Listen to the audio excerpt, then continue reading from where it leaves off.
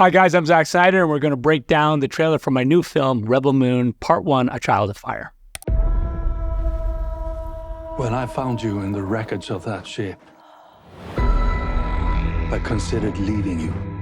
I was afraid you could bring trouble to us. The story centers on Cora, who's living as a farmer. She's a seasoned warrior who has a sort of a mysterious past, but now she's living on Velt and sort of connecting to this to Earth and really having an experience that she hasn't had.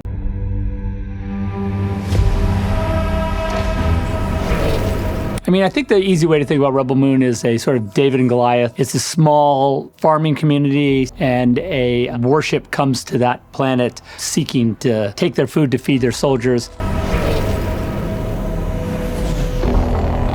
From like 100 yards out into this dirt, up to the longhouse is all practical. Yeah, we built a town. I think it took about 4 months to build it. It was quite a process. And also we had to plant wheat there. And one of the things actually that drove the schedule was where the wheat was at its correct ripeness. The guys who planted the wheat had prepared a box for me, and I brought it back to my house. So I would look out, and I had a little like measuring stick so I could see what height it was at. What do you think they want? So like that shot right there, that's the actual village. Where that spaceship is, we had a helicopter just kind of lowering itself, and you can see how much dust that a helicopter creates.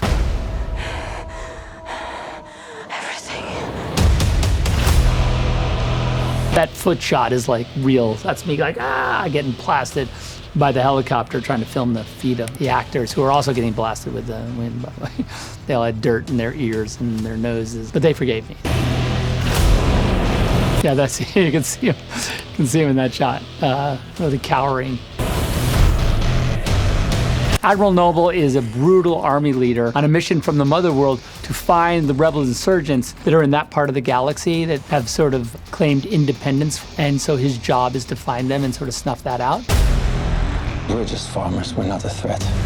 Gunnar's a farmer. He's very much connected to the land, connected to the place of Velt. His interests are really to protect the village as best he can. His dedication to his people is really unquestionable.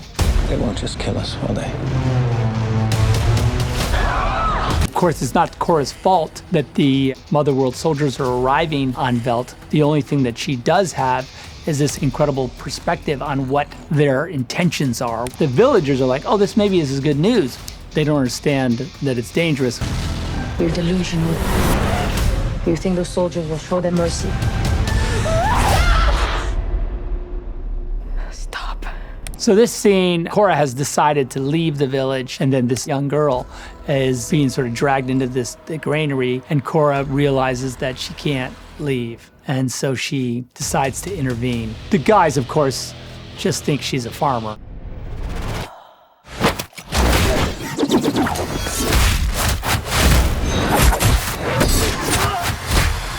It's all Sophia doing the entire scene. She learned all the fight choreography, and her physical abilities are amazing, and we really tried to take full advantage of it as best we could. To see like, I wonder if she can do this. And she's like, oh yeah, I can. And she, of course she did. And we couldn't think of anything she couldn't do, so that was good. We're gonna have to fight. And these are the villagers. They were showing up, basically, extend an olive branch to the soldiers, and then this is what they arrived to. All the soldiers are dead, basically. I am a child of war. When we did Army of the Dead, we shot that movie with gas guns. And so the big problem with using gas guns, there's no muzzle flash. And so what we did as we evolved, we basically had these LED discs plugged into the barrel, and then when you fired the gun, that flare is real, and the light on Cora is also from the gun. I find warriors to fight with us. We might stand a chance.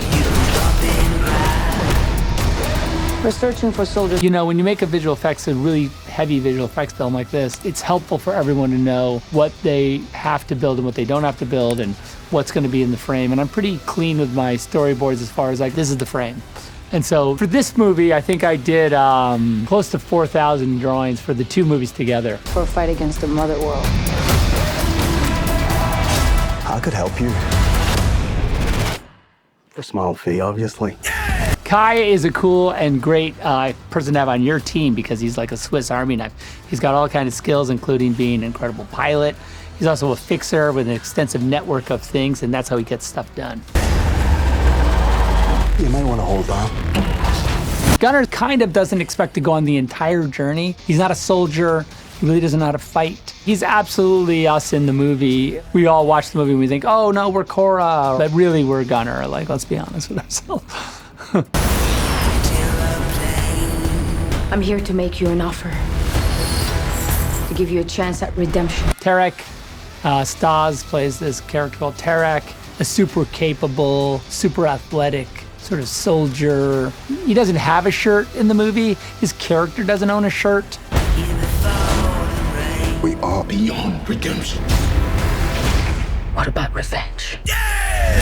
General Titus is a fierce gladiator whose reputation as an incredible military strategist is known throughout the universe. And he ended up a wanted and sort of ousted AWOL general who now makes his living where he fights for money. It's a holiday movie, obviously. There's a lot of Christmas celebrations. They have to fight Santa. No, it doesn't happen. But it is a good holiday movie, I'll tell you that.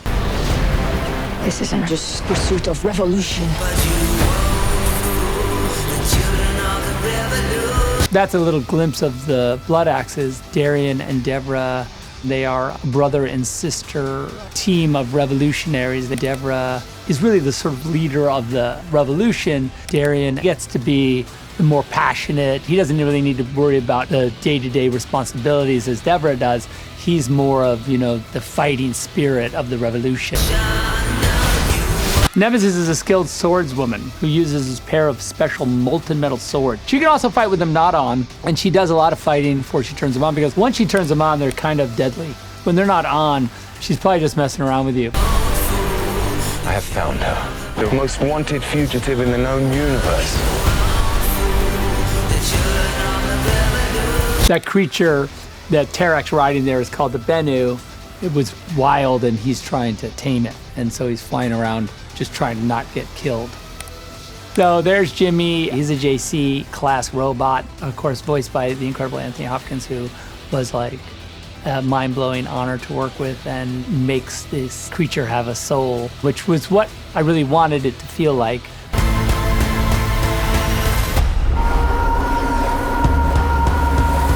So that crane arm was real, and Ray actually had to jump super far. He's not on a wire or anything. He literally just leaped off onto this big pad. On the first one, he almost jumped off the pad, and we had to move it back. And I said, Ray, don't jump quite so far. You're gonna end up on the stage floor. This is a shot we did practically. No, I'm just kidding. This is a CG shot.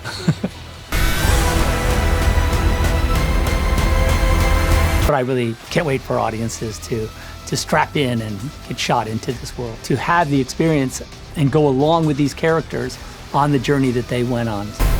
It's a new age for the universe.